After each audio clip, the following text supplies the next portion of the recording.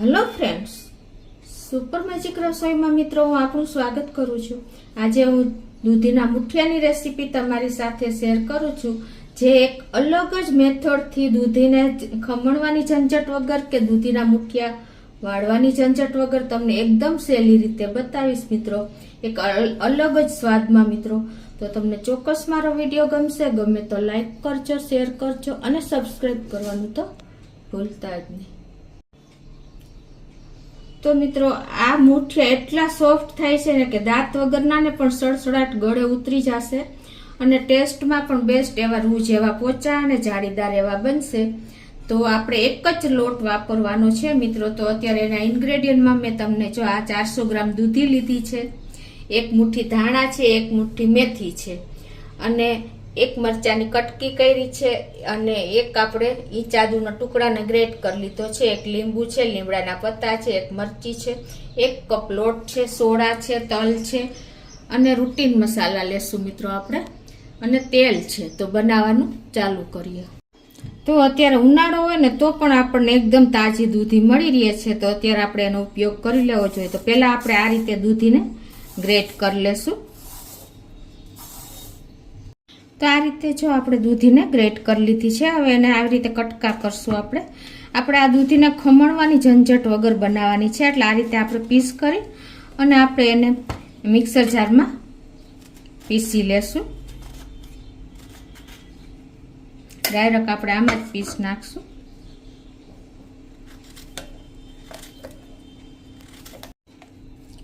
આ મુઠિયા મિત્રો આપણે એક જ લોટ એટલે કે બેસનમાંથી બનાવશું, બેસન કે ચણાનો લોટ કોઈ પણ ચાલે। અત્યારે હું ચણાનો લોટ મેં લીધો છે અને આ જે ગ્લુટન ફ્રી છે, એટલે તમે જે વજન ઉતારવું હોય અને જેને ઘઉંની એલર્જી હોય એ બધા માટે આ બેસ્ટ ઓપ્શન છે અને ટેસ્ટમાં પણ એટલા જ સ્વાદિષ્ટ બને છે।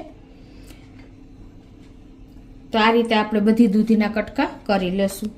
કે જો દૂધી આપણે કશ કરી લીધી છે, હવે એમાં આપણે એક મરચીનો કટકો નાખી દેશું એટલે આપણે એકદમ સરસ, બહુ તીખી નહીં એવી થાય। હવે આને આપણે પેસ્ટ કરી લેશું। તો આ રીતે આપણે જો પેસ્ટ બનાવી લીધી છે, હવે એને એક વાસણમાં લઈ લેશું।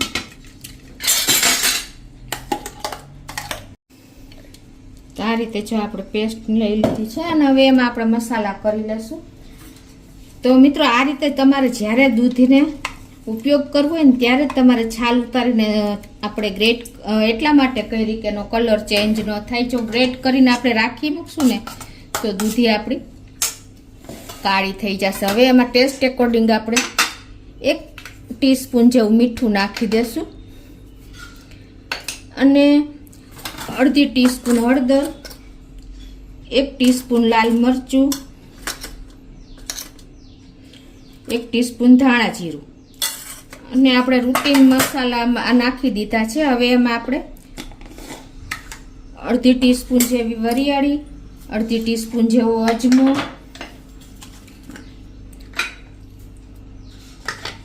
અને 2 ટીસ્પૂન જેવી આપણે ખાંડ નાખી દેશું।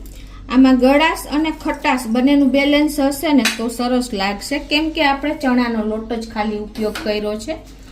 અને હવે એમાં આપણે આ જે બેસન એટલે કે ચણાનો લોટ મેં લીધો છે, બેસન નથી લીધું, તમારી પાસે બેસન હોય તો પણ ચાલે। તો પહેલાં આપણે પોણો કપ જેવો નાખી દેશું અને મિક્સ કરી દઈશું।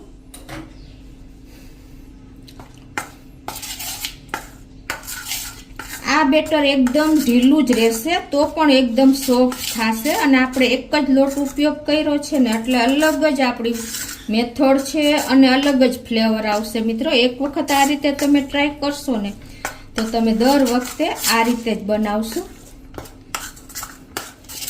હવે આમાં આપણે જે ધાણા ભાજી અને મેથી લીધી છે ને, જે સમારીને ઝીણી, 1/4 કપ ધાણા ભાજી છે અને 1/4 કપ મેથી છે, એ પણ આમાં એડ કરી દેશું।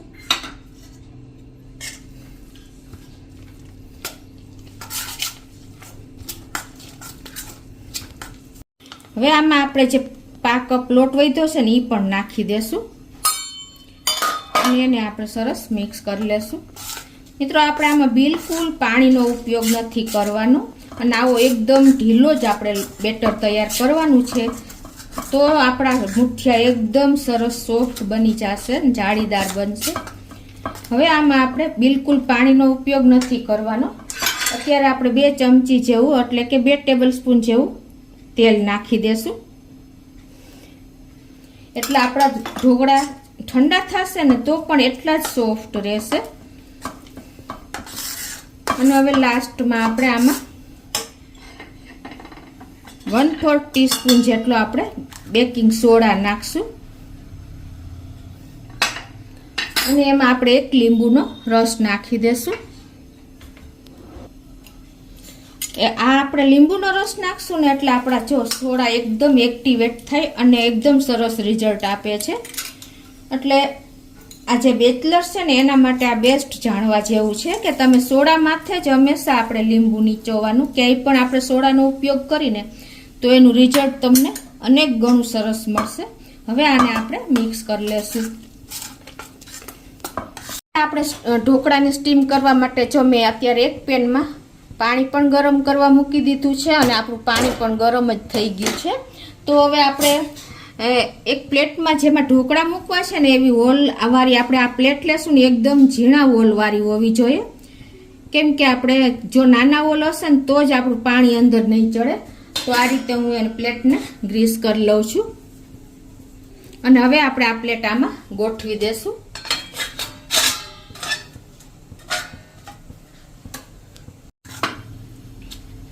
તો મિત્રો આપણે અત્યારે જો આ સ્ટેજે આપણે બેટરને ટેસ્ટ કરી લેવાનો. જો કાંઈ પણ તમને કચાશ લાગે તો તમારા ટેસ્ટ એકોર્ડિંગ વધઘટ કરી શકો છો.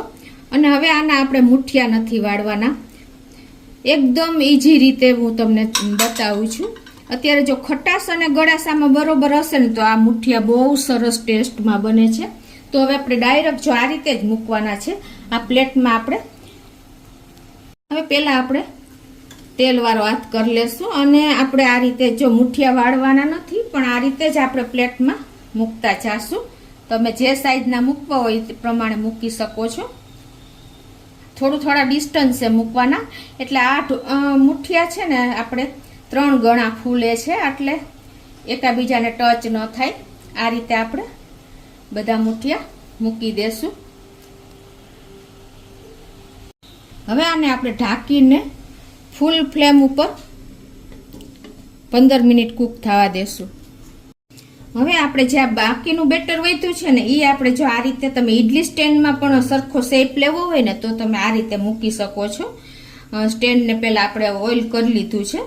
આ રીતે તમારે મનગમતો શેપ આવી જશે એકદમ સરસ.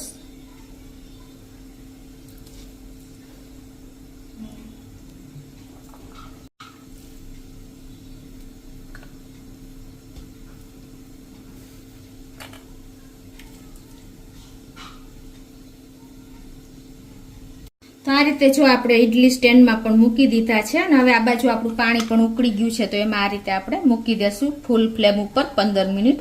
મિત્રો પાણી તમારે થોડુંક વધારે જ મૂકવાનું કેમ કે આપણે 15 મિનિટ સ્ટીમ કરવાના છે. તો આપણે સ્ટીમ કરવા પહેલો જે પેનમાં મૂક્યા ને મુઠિયા એને 15 મિનિટ થઈ ગઈ છે અને આપણે ચેક પણ કરી લઈએ.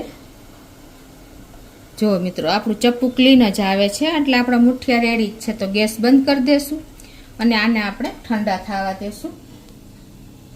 તો હવે આપણે જો ઇડલી સ્ટેન્ડમાં મૂક્યા ને એને પણ 15 મિનિટ થઈ ગઈ છે. તો હવે આપણે એને પણ ચેક કરી લઈએ. જો એ પણ રેડી જ થઈ ગયા છે. તો હવે એને આપણે બહાર લઈ લેશું અને આને પણ આપણે ઠંડા થવા દેશું. તો જો આપણા મુઠિયા પણ ઠંડા થઈ ગયા છે. તો હવે આપણે એને લઈ લેશું એક પ્લેટમાં.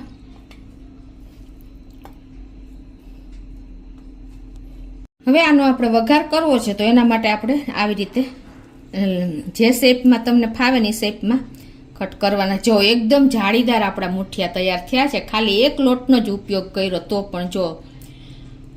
તો હવે આપણે આ રીતે એના પીસ કરી લેશું. તો આપણે જો ઇડલી સ્ટેન્ડના પણ ઠંડા થઈ ગયા છે તો એને પણ જો આપણે કાઢી લેશું. મિત્રો તમારે એક સરખો શેપ જોતો હોય ને તો તમે જો આ રીતે બનાવશો ને તો શેપ સરસ આવશે અને હાથેથી પણ નીકળી જાય છે. જો ઢોકળા જેવો શેપ આવશે. તો આ રીતે જો આપણે પીસ કરી લીધા છે. હવે એનો આપણે વઘાર કરશું. તો ગેસ ઓન કરીને આપણે એક પેનમાં 2 ટેબલ સ્પૂન જેવું તેલ મૂકી દેશું અને આ તેલને આપણે ગરમ થવા દેશું. અને મિત્રો તમારે જો આખો ફોર્મમાં ખાવા હોય ને વઘાર્યા વગરના, તો તમે આ ઇડલી શેપમાં રાખશો ને તો તમને બહુ સરસ આંખને પણ ગમશે અને ખાવામાં પણ સહેલું પડશે. જુઓ, અને એના એ પણ એકદમ સોફ્ટ જ થયા છે. જો તમને બતાવી દઉં છે ને મિત્રો, સડસડાટ ગળે ઉતરી જાય ને એટલા સોફ્ટ અને જાળીદાર આપણા ઢોકળા તૈયાર થયા છે. તો આ બાજુ આપણું તેલ પણ ગરમ થઈ ગયું છે. તો હવે આપણું તેલ ગરમ થઈ ગયું છે. 1 ટીસ્પૂન જેવી આપણે રાઈ નાખી દેશું અને રાઈને ક્રકલ થવા દેશું. તમારે જીરુંનો વઘાર કરવો હોય તો પણ તમે કરી શકો છો. અને આ છે આપણે થોડા એવા 2 થી 1 મરચાના પીસ કર્યા છે એ નાખી દેશું અને થોડું એવું આપણે આદુ ગ્રેટ કર્યું તે પણ નાખી દેશું અને લીમડાના પત્તા પણ નાખી દેશું અને પિંચ જેટલી આપણે હિંગ નાખી દેશું. વઘારમાં હિંગનો ટેસ્ટ બહુ સરસ આવે છે. અને હવે તલ આપણે હંમેશા લાસ્ટમાં નાખવાના, કેમ કે તલ તરત જ આપણે ઉડે છે, એટલે ખાસ કેર કરવાની છે.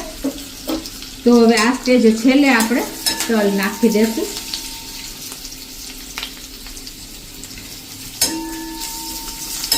અને હવે જે આપણે પીસ કર્યા છે ઢોકળાના એ નાખી દેશું.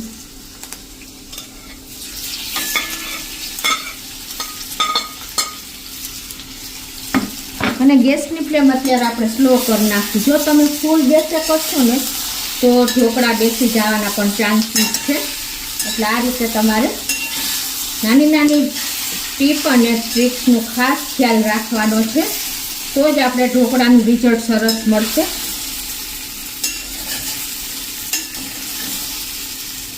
રીતે જો તમારે ઉપરનું પડ કડક કરવું હોય ને તો તમારે 5 મિનિટ ઢાંકીને રાખવાના અને વચ્ચે વચ્ચે ચલાવતા રહેવાના. અને આ રીતે તમારે કરવા હોય તો 1 થી 2 મિનિટમાં જો આપણો વઘાર પણ સરસ બેસી ગયો છે. અને આપણે ધીમા ફ્લેમ ઉપર 2 થી 3 મિનિટ આ રીતે હલાવતા રહ્યા છીએ. તો હવે આપણા ઢોકળા પણ રેડી થઈ ગયા છે. તો એને સર્વ કરી લેશું. તો હવે એને આપણે સર્વ કરી લેશું.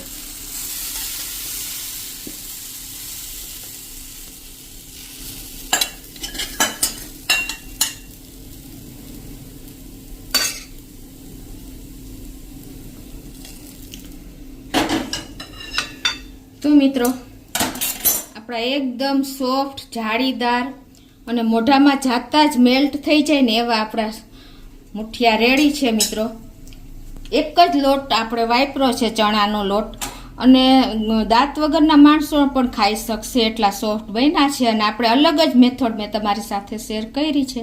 તો તમે ચોક્કસ એક વખત આ રીતે ટ્રાય કરજો. અને તમને મારો વિડીયો ગમે તો લાઈક કરજો, શેર કરજો અને સબસ્ક્રાઈબ કરવાનું તો ભૂલતા જ નહીં.